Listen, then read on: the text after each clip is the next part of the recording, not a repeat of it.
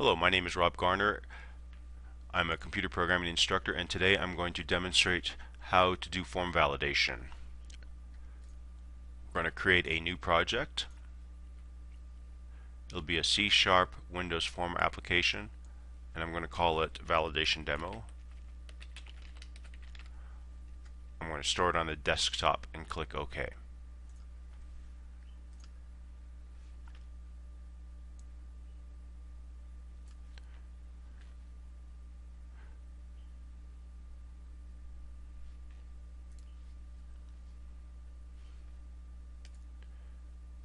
I'm going to set the properties for this form.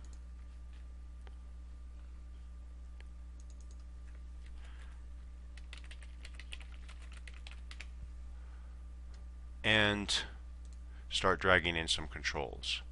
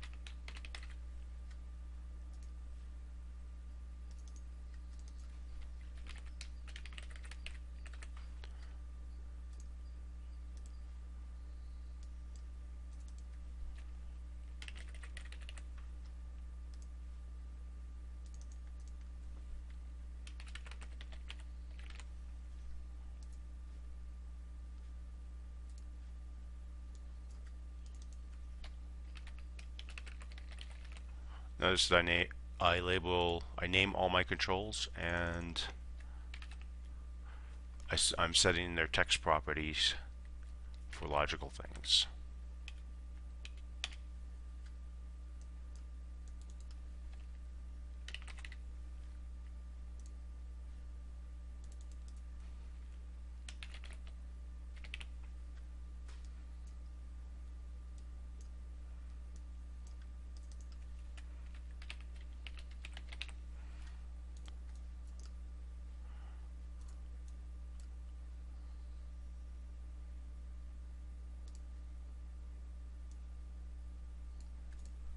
Next, I'm going to bring in some text boxes.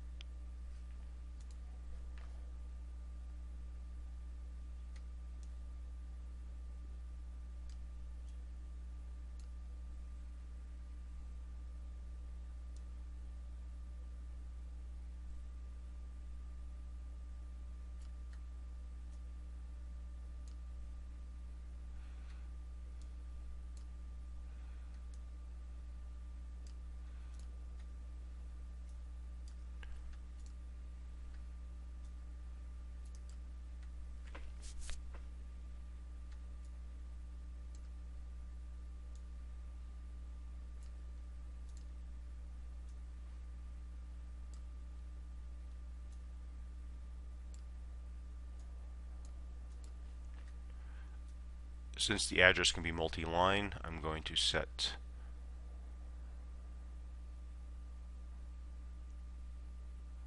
multi-line to true.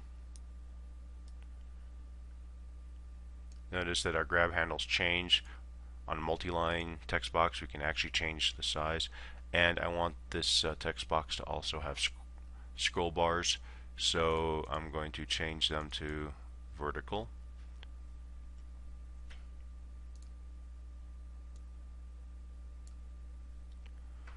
For my output text box, I'm going to make it multi-line, read-only, and put the vertical scroll bars.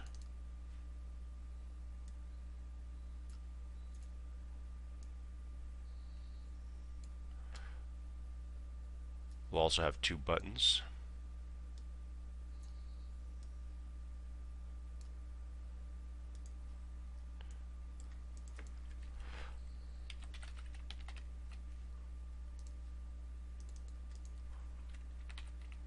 one for OK and one for help. I also need to name my text boxes.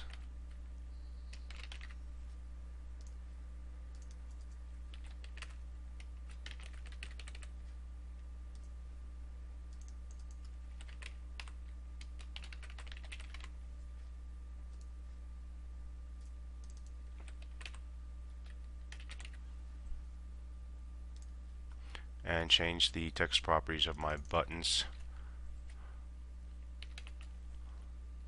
to something logical.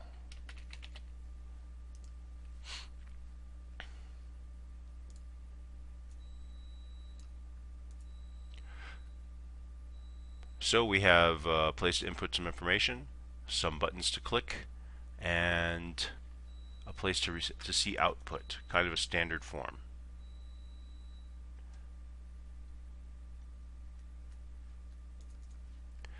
So now that we have this form, let's see what it looks like. I hit Control F5.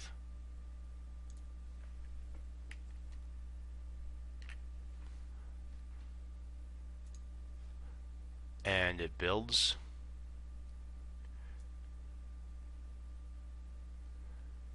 And we see when we grow and shrink that it has this kind of behavior.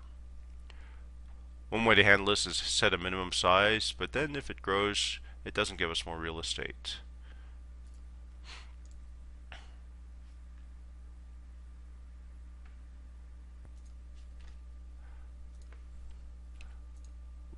So I'm going to select the top 4 text boxes and look at the anchor property.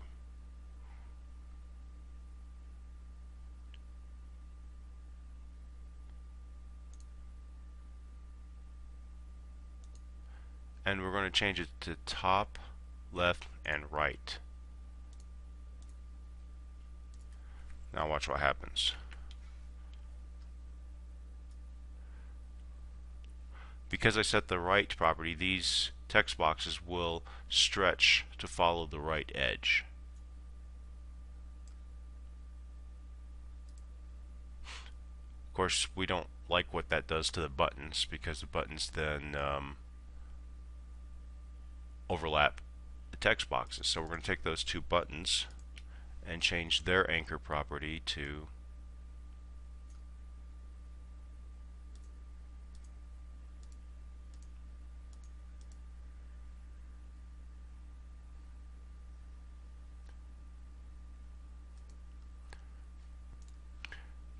top right.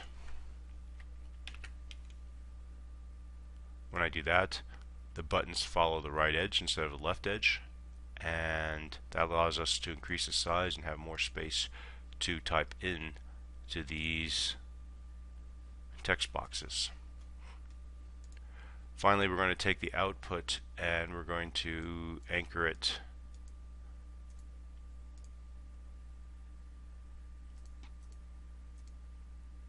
bottom, right, left. And that means that as this grows, it follows the bottom edge. And I think we still need the top one.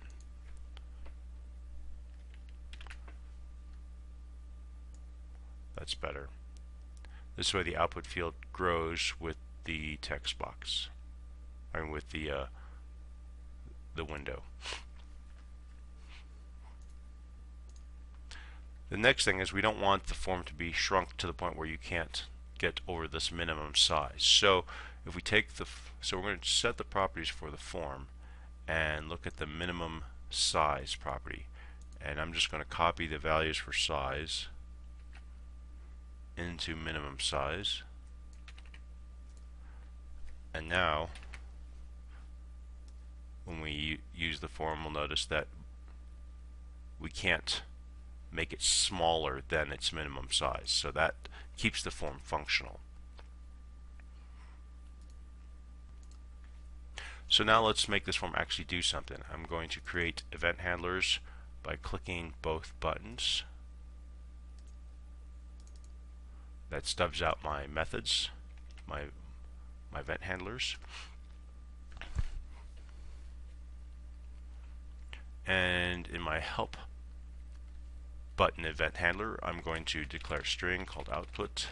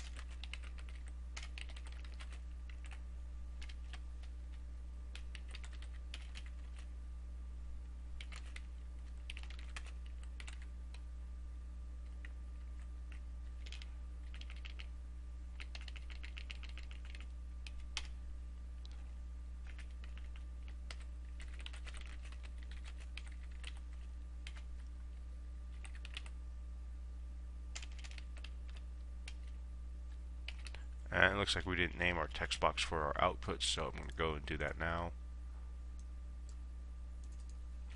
TXB output.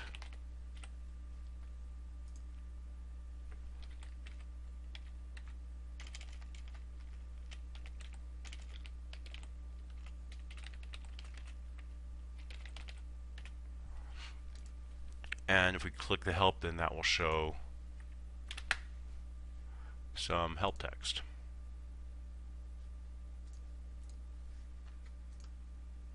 For our OK button, we're going to use much the same approach.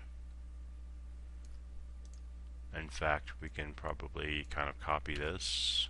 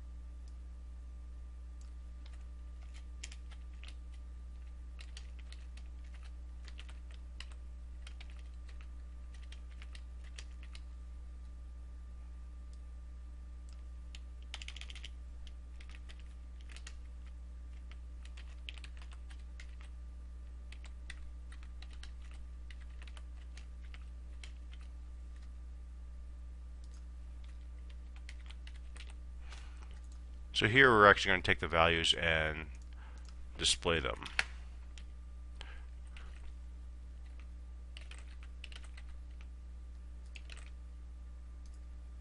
And we see that the values are pulled in and displayed.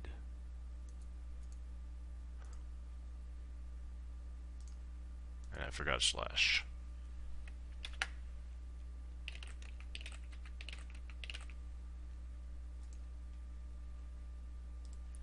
Okay, so now we have some functioning methods. However, let's say that we want to set some criteria. We don't want the name to be empty. The age must be greater than or equal to 0. The occupation of the user must be programmer or left empty. And the address cannot be left empty.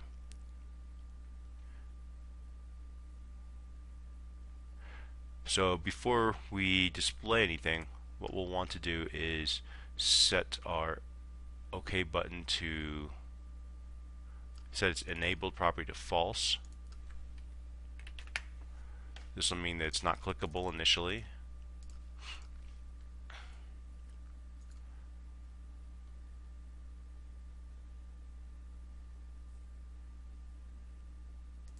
We can do it by setting the property in the properties. We can also do this after initialize component. We can say btn OK dot enabled is equal to false. That code will achieve the same thing as setting the property. In fact, you could set all the properties of all that you wanted to set for your form completely programmatically if you chose to.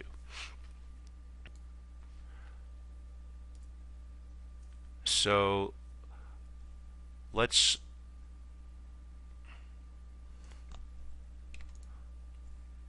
do some validation.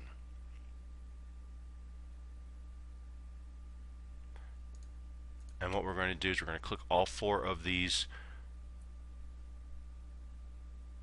text boxes, and we're going to go to the events and go to the validation method.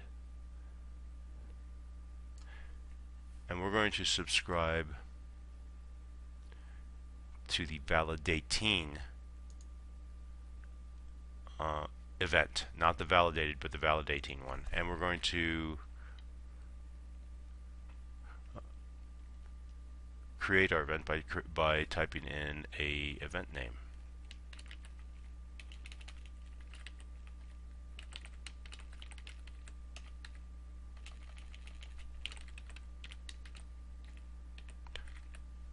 I'm just going to call it validate text boxes. When I type a name and hit enter, it'll actually bring the method here. And this now becomes a validating event for all four of these controls. The other thing we're going to do is we're going to make sure that our OK button has a causes validation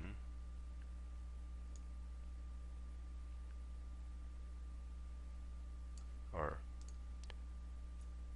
under properties, causes validation set to true. For our help button, we don't really need to cause validation. In fact, we don't want it to cause validation, because if there's bad data in here, likely they're going to hit the help button and then they would never be able to get help when they actually needed it. So we're going to change causes validation for help to off. For OK, it's on. Also, I'm going to make a couple changes here. We're going to do different event validators. So name and address, since those cannot be empty, I'm going to actually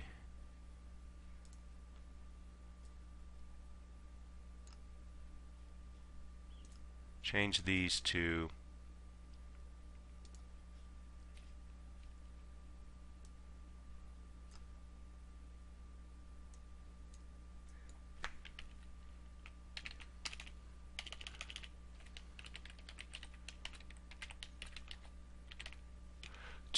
validate not empty. And then for occupation, I'm going to create an event handler called validate only programmer. And for age, I'm going to create one validate positive. And now I'm going to get rid of this validate. Well, it looks like I already got rid of that validate text box event handler because we're actually not using it. So we have these three validation methods. They're associated with each text box. Each text box has different validations. name and address are just looking to make sure they're not blank. So we'll start off with that one. And then that is the validate not empty. And since multiple controls are executing this validation method, we're going to use the sender object in order to figure out which one. And so I'm going to instantiate a text box object, and the way I'm going to get the text box is cast sender to a text box. This will allow me to access the text box properties of sender. If I hadn't done it, because it comes in as an object, I really wouldn't be able to do much with sender.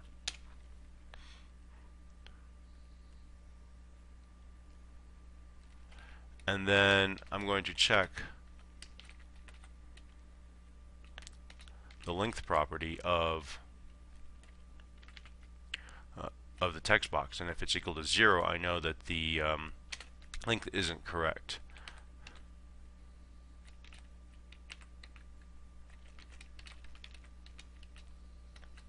If it isn't correct, then I'm going to set the back color of the text box to red.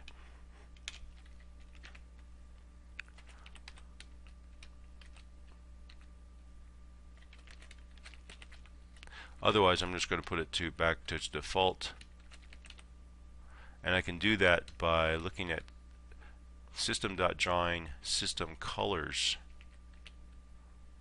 class, and they have a property called window, and that will give me the standard system background color for the window.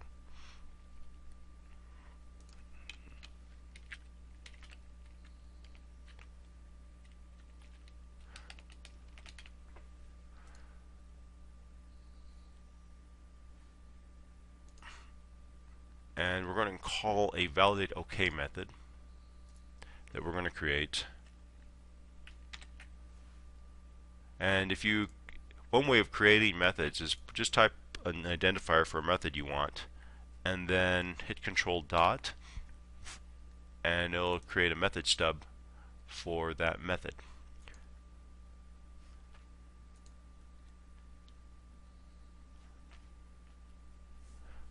And the reason why we're creating this method is there's some things that the validation method, all these validation methods, we want them to do the same way.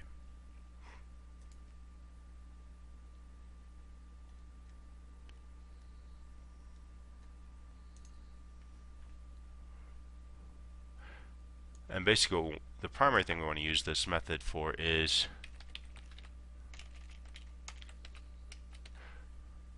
we want to enable the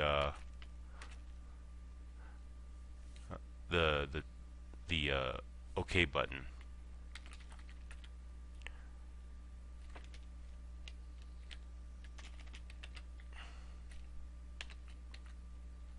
And so we can actually use the back color to indicate whether or not those text boxes are validating OK. And so this will be,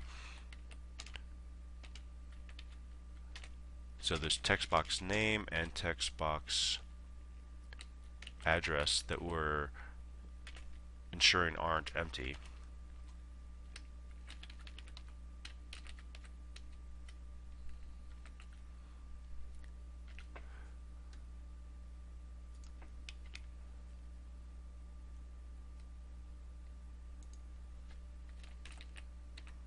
So by checking the back colors, if they're not red, then we assume they're okay, and they both have to be not red in order for this to work. So we might be able to test this at this point. And you notice that if we don't put anything in it, it turns red. If we put something in here, it validates, and the OK button becomes available, and we can actually see the output. So we still need to validate the occupation and age.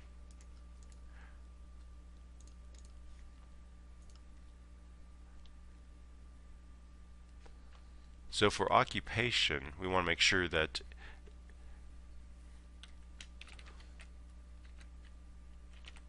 it's only got the words programmer in it.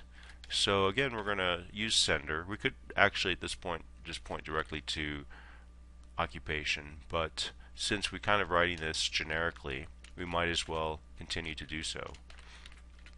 And we're going to cast sender to a text box, and then if tb.text equals programmer,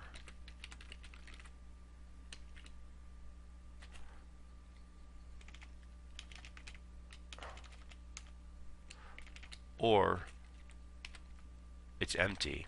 And we're going to do that by looking at the length property and seeing if it's equal to 0. So we're okay if it's either of those.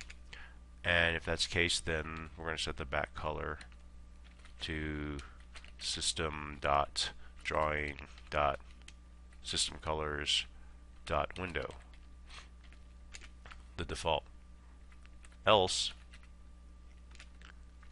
we're going to set the back color to red.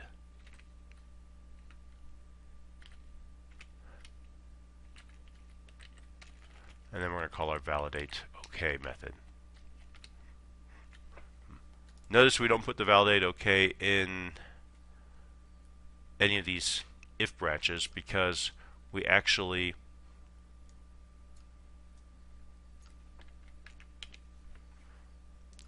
want this called no matter what.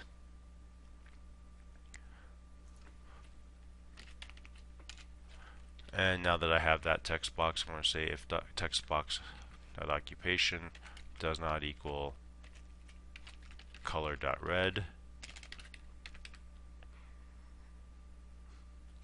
and we can go ahead and just put text box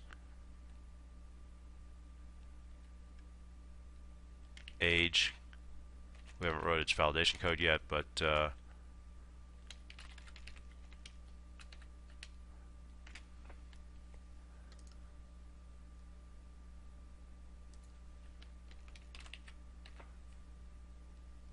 all of these, we don't want them to be, this logic still holds no matter what. If it's red, we don't want it to be okay to be enabled. If it is red, if it isn't red, then we can enable it. So this should work right now. Can't click OK. Notice that if we have a bad result, it goes red. If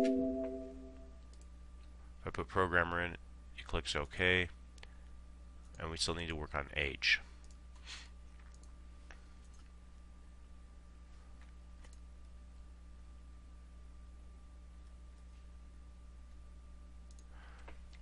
And here we'll do the same sort of thing.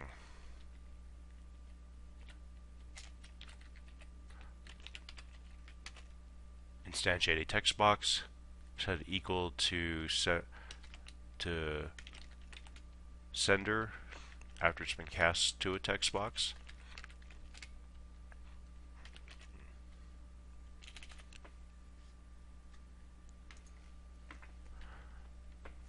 And we can use the try parse method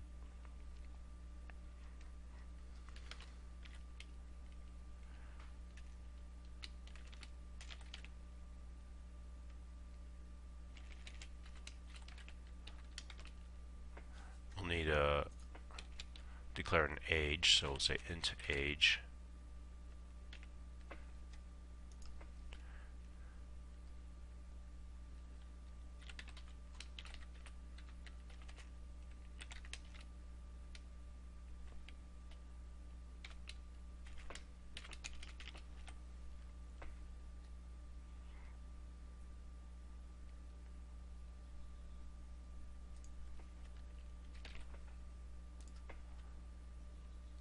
So if it parses okay, then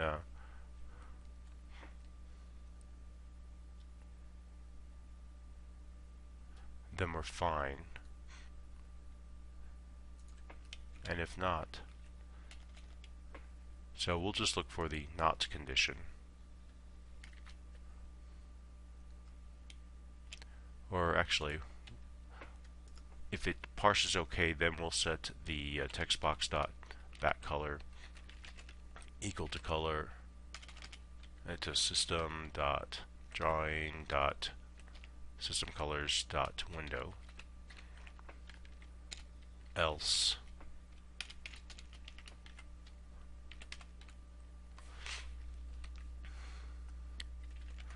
we'll set it to color red. And then, just like everywhere else, we'll validate OK.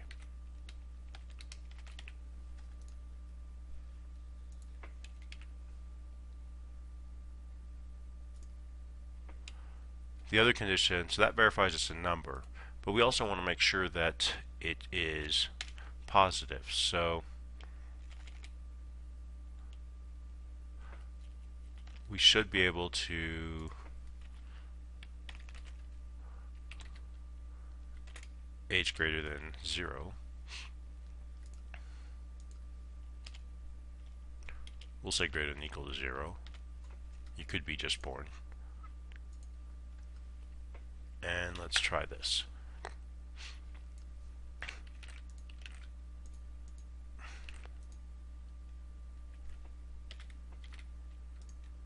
Can't have a minus. I can have a 0.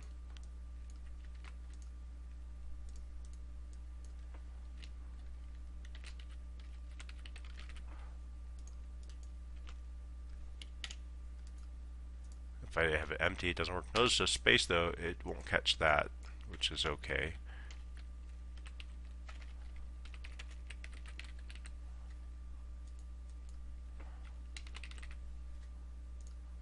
And we can see that this all works. So this is one way of validating, and I kind of like this approach. Another thing you can do is you can take age and set some properties, and we can set its maximum number of characters.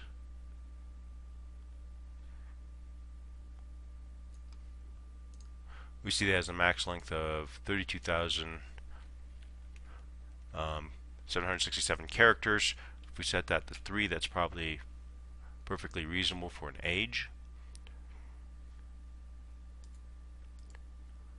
We can also limit what type of information is input here by subscribing to the key press event.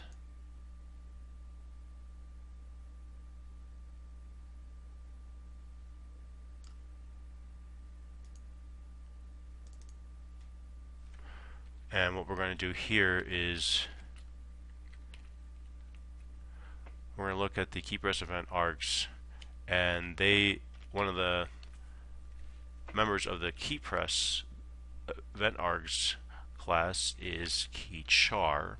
That will tell me the character that was entered for each key press, and we're just going to make sure that it meets certain criteria, and that it's basically, if it's less than 48 or greater than 57, that means anything other than a number. We're not going to allow it.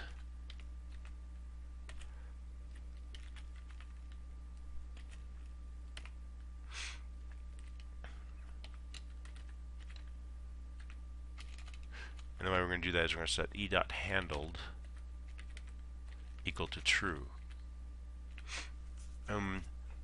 So if it's not one of the characters we want, which is 0 through 9,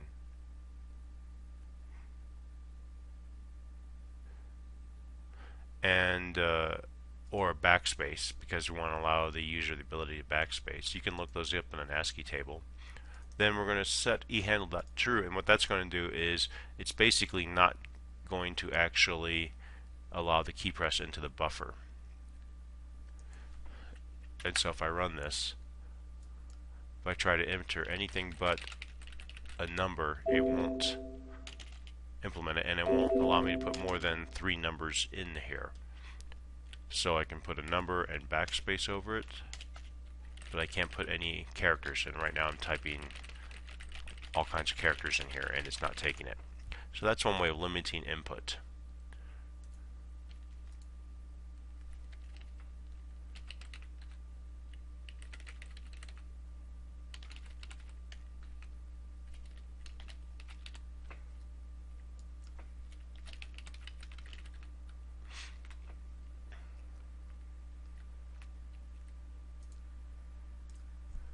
And if I enter all this information, then it allows me to have the OK button and it'll actually work. So that completes our demonstration on doing validation. To clean this up, I think I'm going to move these validation methods above validate OK. And I still have to add some comments explaining what's going on in this code.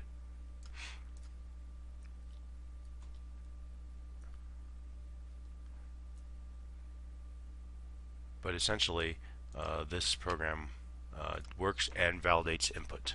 Thank you.